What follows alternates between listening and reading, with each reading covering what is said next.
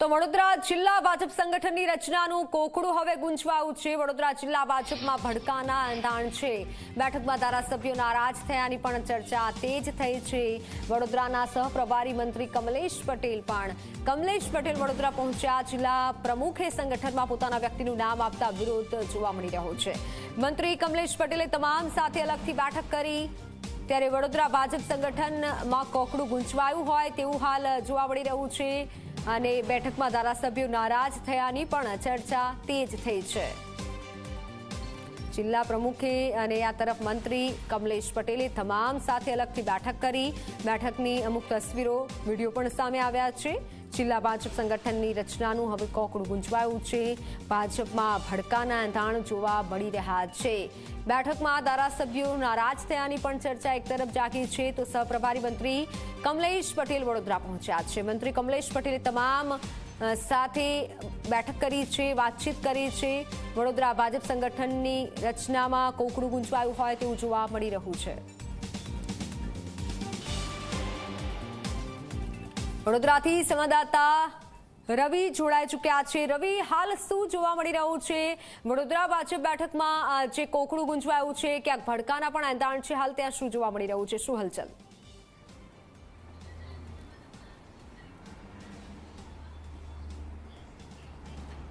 બિલકુલ વાત કરવામાં આવે તો વડોદરા જિલ્લા ભાજપના સંગઠનની રચના માટે આજે નિરીક્ષકો અહીંયા આવી પહોંચ્યા હતા અને જેમાં નિરીક્ષક તરીકે ગણપત વસાવા અને મનન દાનીને નિયુક્ત કર્યા હતા પાર્ટીએ, અને તેઓ અહીંયા આવી પહોંચ્યા। ત્યાર પછી જે ધારાસભ્યો છે જિલ્લાના, તેઓ પણ આવ્યા। જિલ્લાના પ્રમુખ છે, જે વડોદરા જિલ્લાના પ્રભારી છે, તે તમામની હાજરીમાં એક બેઠક થઈ નામોને લઈને, અને શરૂઆતમાં જે ભાજપના ધારાસભ્યના સૂત્રોમાંથી અમને જાણકારી મળી રહી છે કે શરૂઆતમાં જે જિલ્લા ભાજપ પ્રમુખ છે અને બીજા એક નેતા છે, તેમના દ્વારા એક નામોનું લિસ્ટ મૂકવામાં આવ્યું કે આ નામોને સમાવેશ કરવા જોઈએ સંગઠનમાં।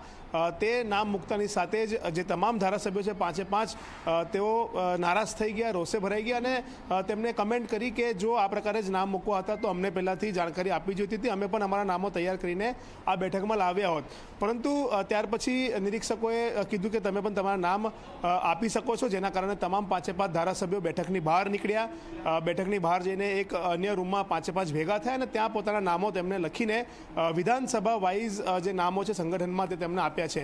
એટલે ક્યાંક ને ક્યાંક કહી શકાય કે બેઠકની શરૂઆત થતાં જ ધારાસભ્યો નારાજગી ત્યાર પછી બહાર નીકળી ગયા અને ત્યાર પછી ફરીથી જે છે તેમના નામો લઈને તેઓ નિરીક્ષકો પાસે પહોંચ્યા હતા। તે દરમિયાન આ નારાજગીની વાતો જ્યારે સામે આવી ત્યારે જે વડોદરાના સહપ્રભારી મંત્રી છે કમલેશ પટેલ, તેઓ પણ જિલ્લા ભાજપના કાર્યાલય ખાતે દોડી આવ્યા અને તેમને આવીને તમામ સાથે બેઠક કરી, તેમને પૂછવાનો પ્રયાસ કર્યો, સાથે જ તમામને સાંભળ્યા અને ત્યાર પછી તેઓ અહીંયાથી નીકળી ગયા। ધારાસભ્યો સાથે જ્યારે વાત થઈ, જિલ્લા સહપ્રભારીના જે મંત્રી છે વડોદરા શહેરના કમલેશ પટેલ, તેમની સાથે વાત થઈ, જિલ્લા પ્રમુખ સાથે વાત થઈ, ત્યારે તમામ લોકોનું એક જ વસ્તુ કહેવું છે કે કોઈ નારાજગી નથી, તમામ સારી રીતે આ બેઠક થઈ છે, તમામે સારી રીતે નામ આપ્યા છે અને આગામી સમયમાં પ્રદેશ મોવડી મંડળ આ નામો જે છે તેના પર મુહર મારવાની છે।